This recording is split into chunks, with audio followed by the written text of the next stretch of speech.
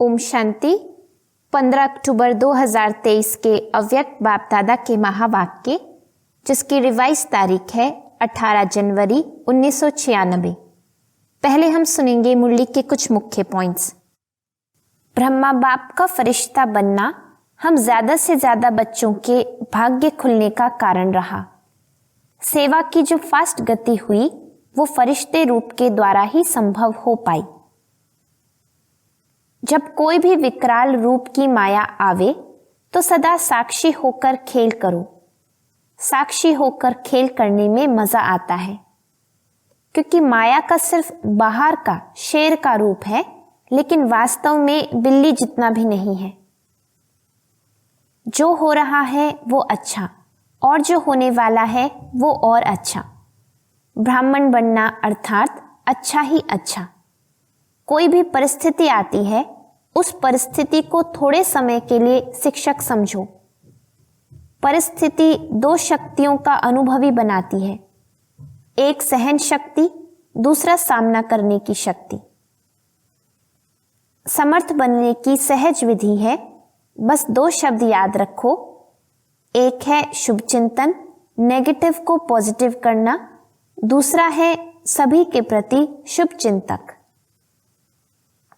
कभी भी कोई भी शारीरिक बीमारी हो, मन का तूफान हो, तन में हलचल हो, प्रवृत्ति में हलचल हो, सेवा में भी हलचल हो, तो किसी भी प्रकार के हलचल में दिल शिकस्त कभी नहीं होना। बाप की मदद उनको मिलती है जो हिम्मत रखते हैं। मन में अगर कोई उलझन आ भी जाती है तो ऐसे समय पर निर्णय शक्ति चाहिए, और निर्णय शक्ति तब आ सकती है जब हमारा मन बाप की तरफ होगा। सच्ची दिल पर साहिब राजी है।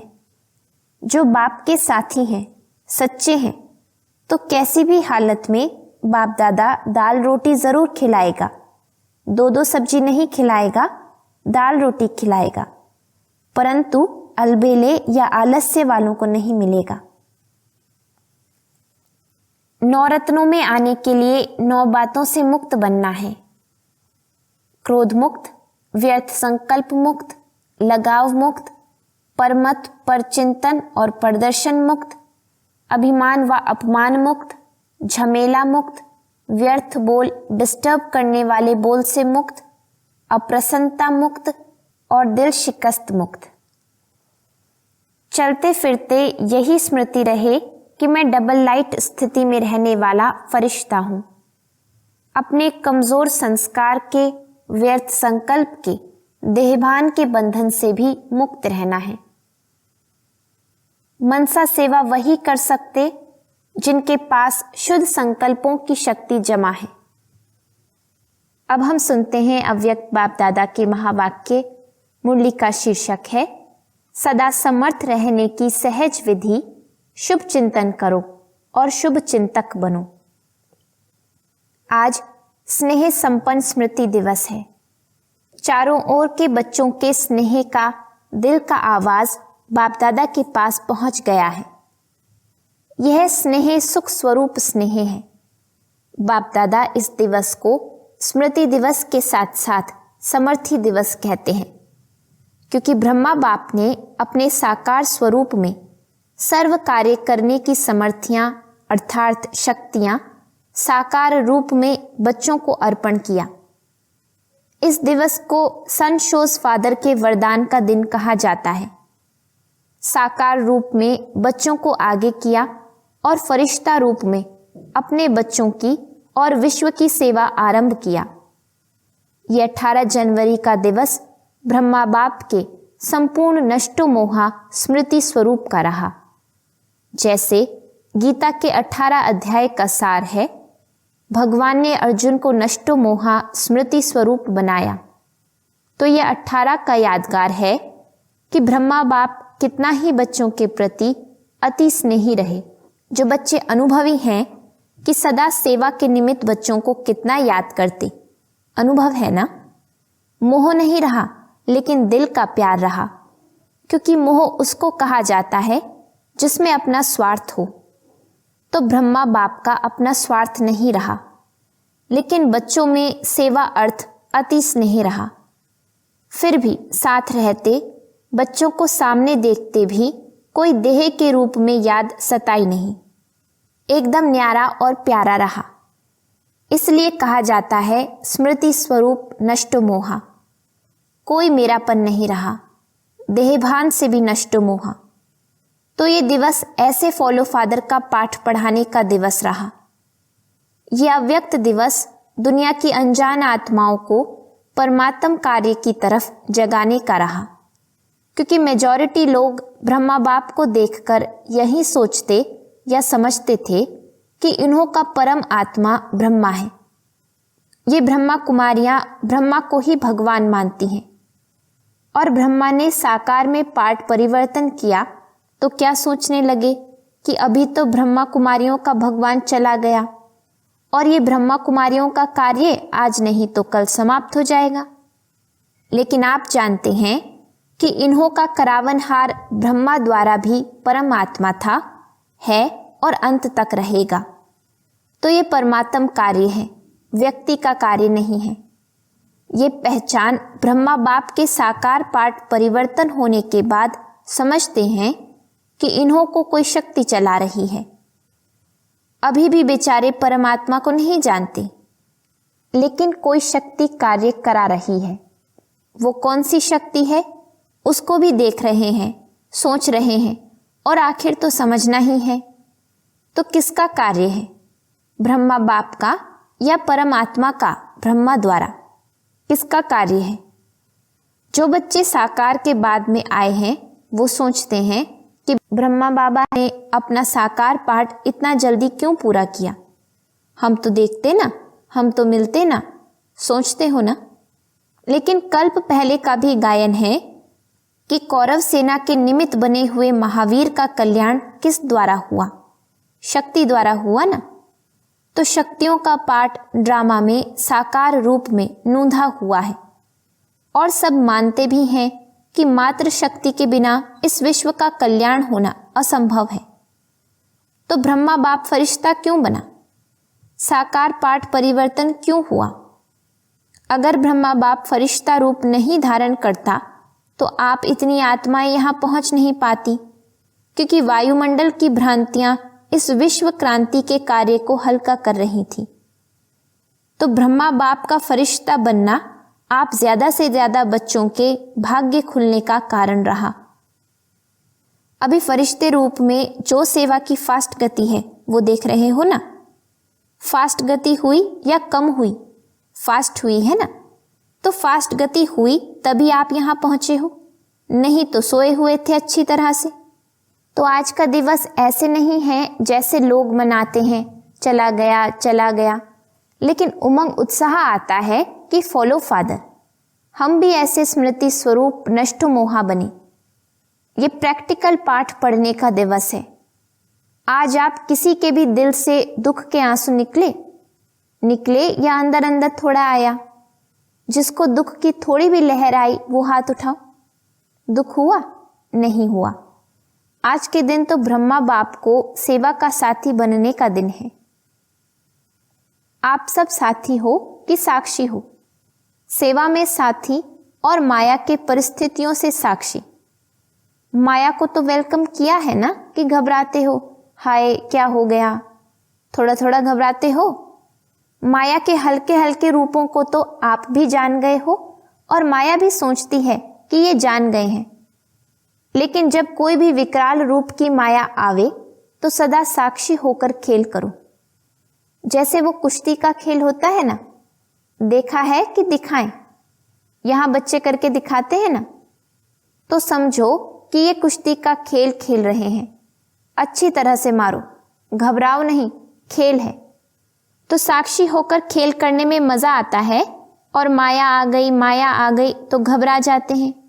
कुछ भी ताकत अभी माया में नहीं है। सिर्फ बाहर का शेर का रूप है, लेकिन बिल्ली भी नहीं है। सिर्फ आप लोगों को घबराने के लिए बड़ा रूप ले आती है, फिर सोचते हो पता नहीं अब क्या होगा। तो यह कभी नहीं कहो क्या करूं, कैसे होगा, क्या होगा। लेकिन बाप दादा ने पहले भी यह पाठ पढ़ाया है कि जो हो रहा है वो अच्छा, और जो होने वाला है वो और अच्छा। ब्राह्मण बनना अर्थात अच्छा ही अच्छा। चाहे बातें ऐसी होती हैं जो कभी आपके स्वप्न में भी नहीं होती, और कई बातें ऐसी होती हैं जो अज्ञान काल में नहीं होंगी लेकिन ज्ञान के बाद हुई हैं। अज्ञान काल में कभी बिजनेस नीचे ऊपर नहीं होगा और ज्ञान में आने के बाद हो गया। घबरा जाते हैं, हाय ज्ञान छोड़ दें। लेकिन कोई भी परिस्थिति आती है तो उस परिस्थिति को अपना थोड़े समय के लिए शिक्षक समझो। शिक्षक क्या करता है? शिक्षा देता है ना। तो परिस्थिति आपको विशेष दो शक्तियों के अनुभवी बनाती है। एक सहन शक्ति, न्यारापन, नष्ट मोहा, और दूसरा सामना करने की शक्ति का पाठ पढ़ाती है, जिससे आगे के लिए आप सीख लो कि ये परिस्थिति ये दो पाठ पढ़ाने आई है। और जो कहते रहते हो हम तो ट्रस्टी हैं, मेरा कुछ नहीं है, ठगी से तो नहीं कहते, दिल से कहते हो। ट्रस्टी हो कि थोड़ा गृहस्थी हो, कभी गृहस्थी बन जाते, कभी ट्रस्टी बन जाते। न्यू ईयर में बाप दादा को 2-4 खिलौने दिए थे।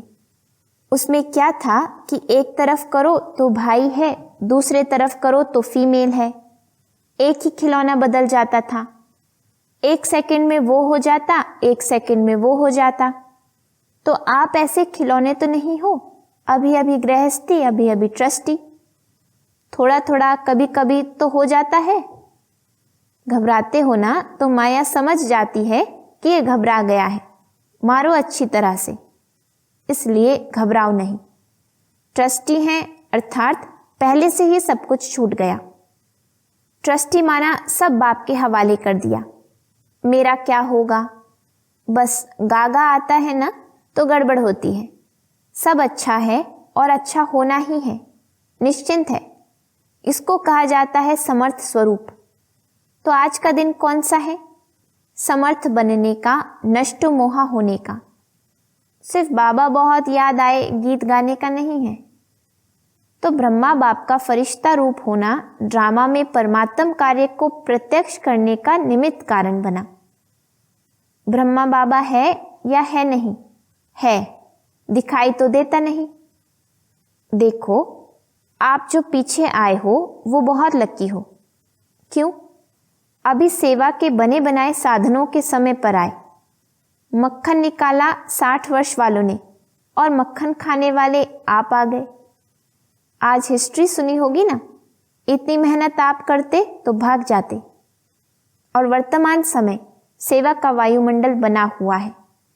अभी चाहे प्रेसिडेंट है, चाहे प्राइम मिनिस्टर है, चाहे कोई भी नेता है, मेजॉरिटी ये तो मानते हैं ना कि कार्य अच्छा है। हम कर सकते हैं या नहीं वो बात अलग है, हर एक का पार्ट अपना है। लेकिन अच्छा कार्य है और ये कार्य और आगे बढ़ना चाहिए, ये तो कहते हैं ना। पहले क्या कहते थे कि ब्रह्मा कुमारियों की शक्ल भी नहीं देखना। अगर शुरू में निमंत्रण देने जाते भी थे ना तो दरवाजा बंद कर देते थे। तो आप तो अच्छे टाइम पर आए हो ना, सेवा का चांस बहुत है। जितनी सेवा करने चाहो उतनी कर सकते हो। अभी सभी समझते हैं कि साकार ब्रह्मा के बाद भी ब्रह्मा कुमारियों ने सिल्वर जुबली भी मना ली, गोल्डन भी मना ली, अभी डायमंड तक पहुंच गए हैं। क्योंकि कोई भी बड़ा गुरु चला जाता है तो गड़बड़ हो जाती है। यहां गड़बड़ है क्या? यहां तो और ही वृद्धि है, बढ़ता जाता है। तो इससे सिद्ध है कि ये कार्य कराने वाला बाप परम आत्मा है। निमित्त माध्यम ब्रह्मा बाप है, अभी भी माध्यम ब्रह्मा बाप है। ये पार्ट अलग चीज है, लेकिन माध्यम ड्रामा में पहले साकार ब्रह्मा रहा और अभी फरिश्ता रूप में ब्रह्मा है। ब्रह्मा को पिता कहेंगे, रचता तो ब्रह्मा है ना। ये तो पार्ट बीच बीच में बच्चों की पालना करने के लिए निमित्त है, बाकी रचता ब्रह्मा है। और रचना के कार्य में अभी भी अंत तक ब्रह्मा का ही पाठ है। तो आज सारे दिन में किसके पास माया आई? कोई पोत्रा धोत्रा याद नहीं आया? तो सदा ऐसे समर्थ रहो। और इसकी सबसे सहज विधि है 2 शब्द याद रखो। 2 शब्द याद रह सकते हैं ना? सारी मुरली भूल जाए, लेकिन 2 शब्द याद रखो और प्रैक्टिकल में करते चलो। वो 2 शब्द जानते भी हो, कोई नई बात नहीं है। एक है शुभ चिंतन, नेगेटिव को भी पॉजिटिव करो, इसको कहते हैं शुभ चिंतन।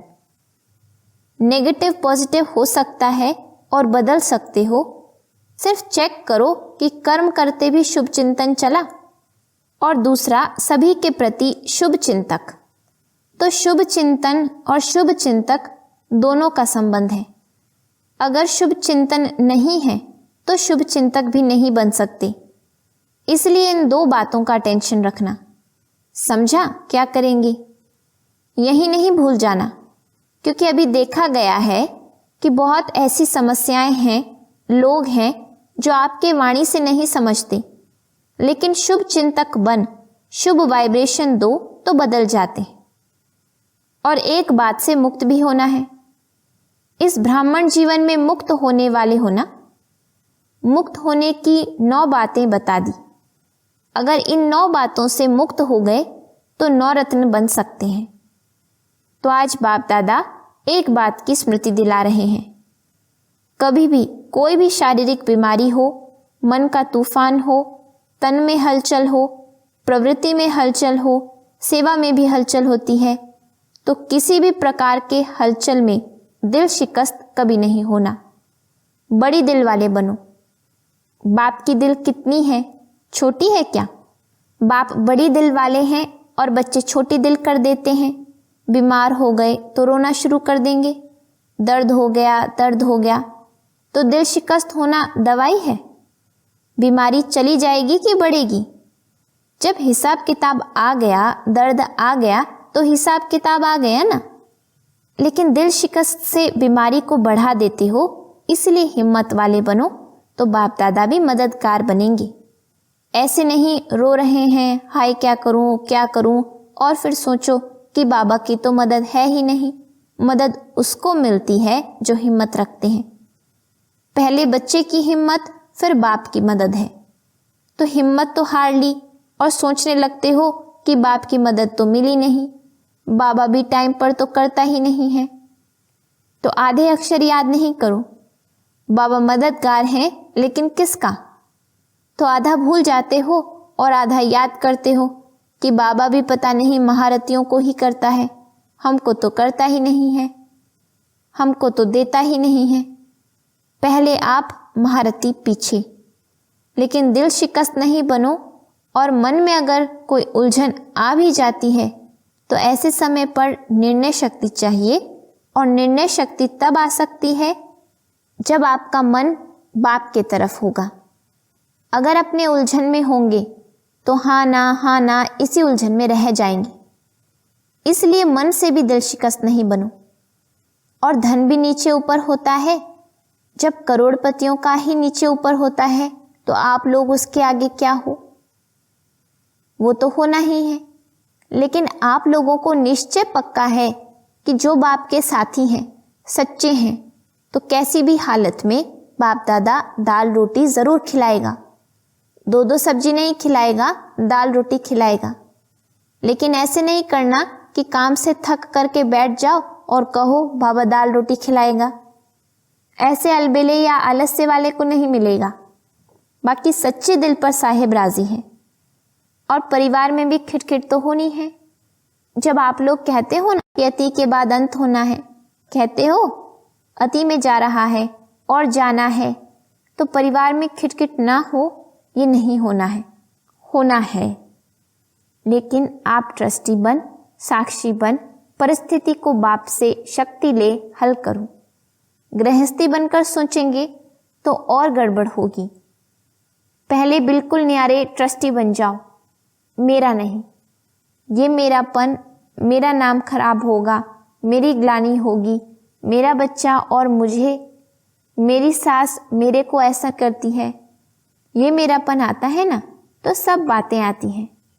मेरा जहाँ भी आया वहाँ बुद्धि का फेरा हो जाता है, बदल जाते हैं। अगर बुद्धि कहाँ भी उलझन में बदलती है तो समझ लो ये मेरापन है। उसको चेक करो और जितना सुलझाने की कोशिश करेंगे उतना उलझेगा। इसलिए सभी बातों में क्या नहीं बनना है? दिल शिकस्त नहीं बनना है। क्या नहीं बनेंगे? दिल शिकस्त। सिर्फ कहना नहीं, करना है। भगवान के बच्चे हैं, ये तो पक्का वायदा है ना। इसको तो माया भी नहीं हिला सकती। जब ये पक्का वायदा है, निश्चय है, तो भगवान के बच्चे भी दिल शिकस्त हो जाए तो बड़ी दिल रखने वाले कौन होंगे? और कोई होंगे? आप ही हो ना। तो क्या करेंगे? अभी समर्थ बनो और सन शोज फादर का पाठ पक्का करो। कच्चा नहीं करो, पक्का करो। सभी हिम्मत वाले हो ना? हिम्मत है? अच्छा। चारों ओर के सर्व समर्थ आत्माओं को, सर्व माया जीत प्रकृति जीत आत्माओं को, सदा सन शोज फादर करने वाले बच्चों को, सदा दिल खुश रहने वाले बच्चों को बाप दादा का याद प्यार और नमस्ते। आज विदेश वाले बच्चे भी बहुत याद आ रहे हैं। चारों ओर मधुबन से मन की लगन लगी हुई है। बाप दादा भी सभी बच्चों को सामने देख विशेष याद और सेवा का याद प्यार दे रहे हैं। बाप दादा ने 9 रत्नों में आने के लिए जिन 9 बातों से मुक्त बनने का इशारा दिया है वह निम्नलिखित हैं। पहला क्रोध मुक्त, दूसरा व्यर्थ संकल्प मुक्त, तीसरा लगाव मुक्त, चौथा परमत परचिंतन और प्रदर्शन मुक्त, पांचवा अभिमान व अपमान मुक्त, छठा झमेला मुक्त, सातवां व्यर्थ बोल डिस्टर्ब करने वाले बोल से मुक्त, आठवां अप्रसन्नता मुक्त, नौवां दिल शिकस्त मुक्त। वरदान डबल लाइट स्थिति द्वारा उड़ती कला का अनुभव करने वाले सर्व बंधन मुक्त भव। चलते फिरते यही स्मृति रहे कि मैं डबल लाइट स्थिति में रहने वाला फरिश्ता हूँ। फरिश्ता अर्थात उड़ने वाला। लाइट चीज सदा ऊपर जाती है, नीचे नहीं आती। आधा कल्प तो नीचे रहे, अब उड़ने का समय है। इसलिए चेक करो कि कोई भी बोझ व बंधन तो नहीं है।